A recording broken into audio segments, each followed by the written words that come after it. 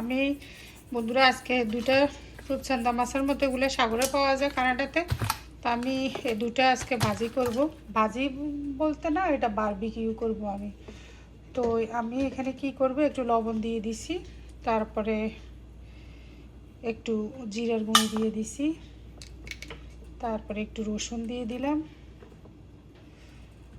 তারপর আমি একটু সরিষার তেল দিব। এখানে এই যে সরিষার তেল দিয়ে দিলাম। তারপরে বন্ধুরা একটু টক দই দিয়ে দিলাম। তারপরে আমি একটু লেবুর রসা দিয়ে দিলাম। বস আর দিব না। এবার আমি সুন্দর করে এটা মেখে নেব।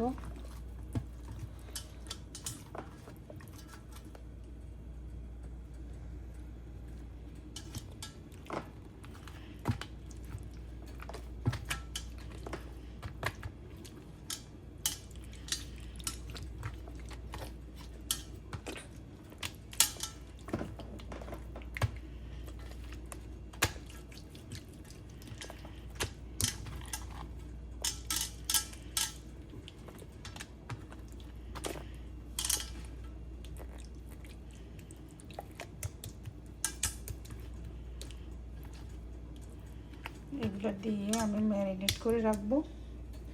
তারপরে আমি এখানে কিছু পেঁয়াজ দিয়ে দেব, টমেটো দিয়ে দেব, ধনিয়া পাতা দিয়ে দেব, কাঁচামরিচ দিয়ে দেব,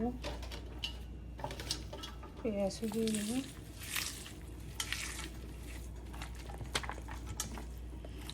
আমি ভালো করে এর সাথে দিয়ে দেব।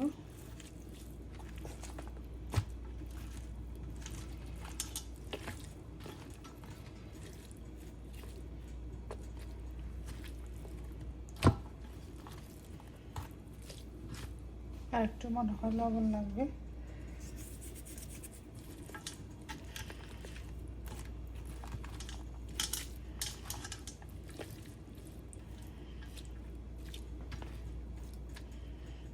একটু লাল মরিচ নতুবা একটু হলুদ দিতে হবে কালারের জন্য। বন্ধুরা একটুখানি হলুদ আর একটুখানি সামান্য মরিচ দিছি, একদম সাদা সাদা, তো যাতে একটু কালারের জন্য, না হয় আমি কাঁচা মরিচই দিতাম।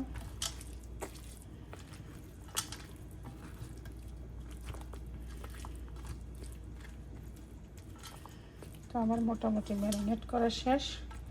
এবার আমি ঢাকনা দিয়ে কিছুক্ষণের জন্য রেখে দেব।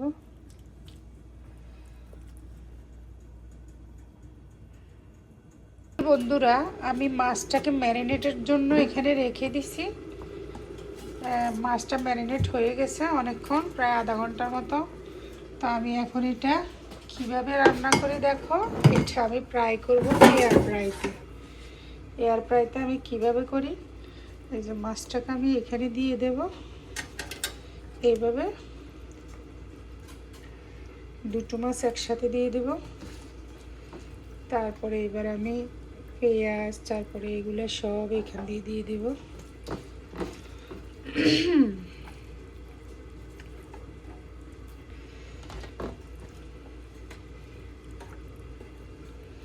পেঁয়াজগুলো উপর দিয়ে দিছি।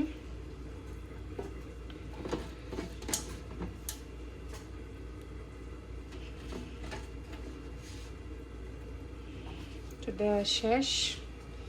এবার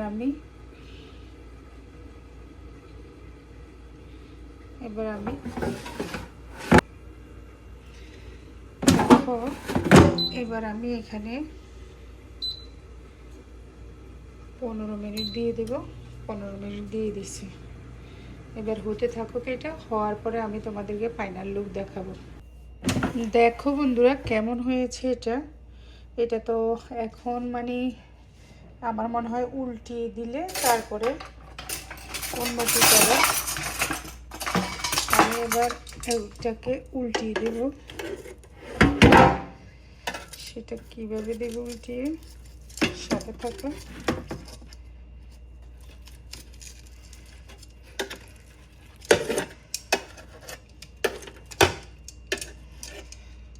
এটা উল্টিয়ে দিই।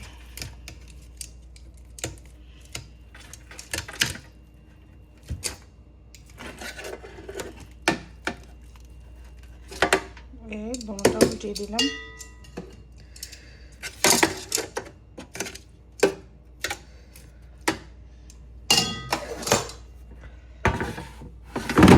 এবার আমি আবার 15 মিনিট দিয়ে দিব,